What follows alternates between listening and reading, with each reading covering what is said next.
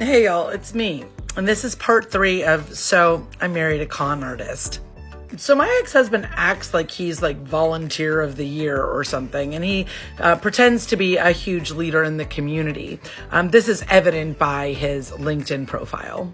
So I figured we'd start by unpacking it. So I noticed that his volunteer experience included the Boy Scouts of America. And I thought this was really an interesting leadership position that he has in the community from 2015 until present, 9 whole years. Yeah. Now, the first thing you should know is that my ex-husband and I divorced 5 years ago. And so I've had 100% sole custody of the children. And in the last 5 years, he has seen the children a total of 22 days out of 2,500 plus days. And my children are teenagers. And this is the last time that my ex-husband actually volunteered, with the Boy Scouts of America.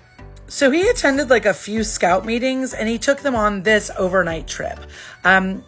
This one on this left, that is my middle son, and he is now 17. This was in 2016. That's almost 10 years ago, 8 years ago. And the one over there, that's Oliver, and he's 16. And the one in the middle is now 21. So this is the last time that he participated in anything with the Scouts. And I think this was like the 3rd or 4th time he'd ever done anything. And the man was so interested in being a great scout leader, he didn't even purchase a shirt for this overnight camping trip. Where's your shirt? And you might ask me, Heather, why does this matter? Like, this doesn't seem like a con artisty thing, but it is, because he's a scam, because he's pretending to have 9 years of volunteer experience with the Boy Scouts of America when he really attended a couple of den meetings and went to one overnight trip as like a chaperone. But that's not the only thing that he's done that's kind of crazy in his community leadership. He also claims to have volunteered for the Salvation Army starting in 2001. Is that when you're counting when you were a first responder at 9/11 and the Salvation Army gave you food and shelter and they were out there and, you were technically on duty, cleaning up bodies at the Pentagon? Is that your 23 years of service to the Salvation Army or Habitat for Humanity? That one, when we were I can't even remember, one duty station, his entire unit did like a cleanup and a house build for Habitat for Humanity. It was a one day thing. I want to say it was Fort Bragg, but I could be wrong. The dates don't line up with Fort Bragg though. The dates line up with South Carolina. So it's possible it was in South Carolina. But sir, 1 day of volunteering for Habitat for Humanity does not equal 15 years and 3 months. And I'm guessing he's counting his volunteer staff for American Red Cross also when he was a first responder at 9/11 at the Pentagon. But he wasn't working for the Red Cross. He was there on duty with his job. But that does not equate to 23 years and 9 months of volunteer work for American Red Cross. Stop.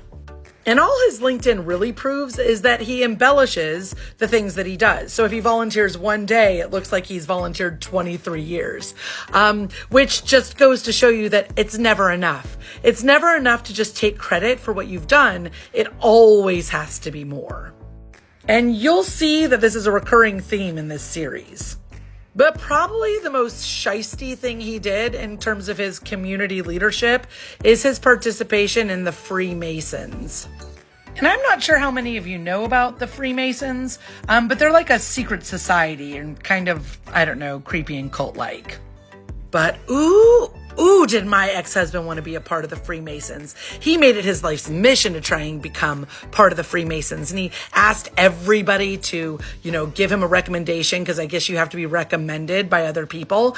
And before the Mason leader came to our house, he looked at me and he was like, you need to lie. You need to lie about our relationship. You need to lie about our civic responsibilities and duties. You need to lie about our religion and how, religious we are. You need to tell them anything that he wants to hear so I can get in the Masons.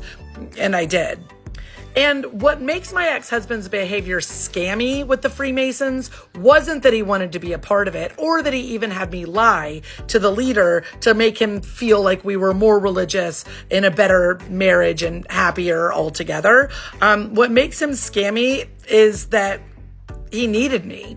So one of the tenets of the Freemasons is that it's very, very secretive, and only the men who are getting into the Freemasons are allowed to read the doctrine of the Freemasons. It is an anti-feminine society. There are no women. It's a man's club. And as a feminist, I find this problematic. But what I think is hysterical about all of this is that my ex-husband had to memorize all these like rituals and these lengthy phrases. I don't know what they were.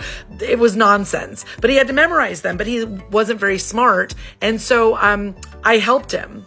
So my ex-husband got into the Freemasons, an anti-women club, by allowing his wife at the time to read all of their secret literature and recite it out loud to him in small bursts so he could try and memorize it.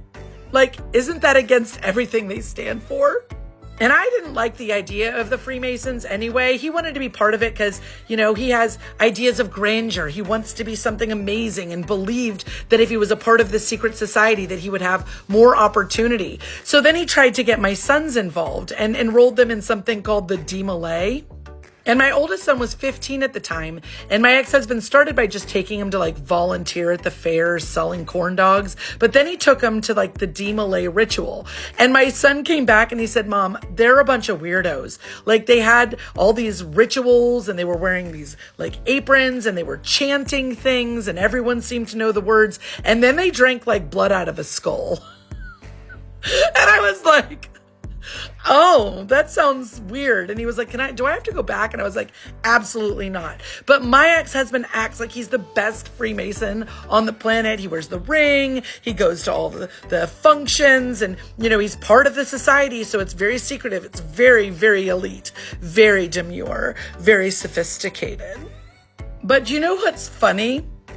Do you know what's really funny about this? Do you know who actually has won an award for volunteering in their community? Me! When I won the Department of the Army's Commander's Award for Public Service. Because I actually do volunteer in my community. And I would guarantee you that anyone that was stationed with my ex-husband and me in Schweinfurt would put in the comments that I was probably one of the best volunteers they've ever known in the Army. But interestingly enough, I never brag about the award that I won when I was in Germany. Never. Because I didn't volunteer for the notoriety or the award. I volunteered because it makes my heart happy.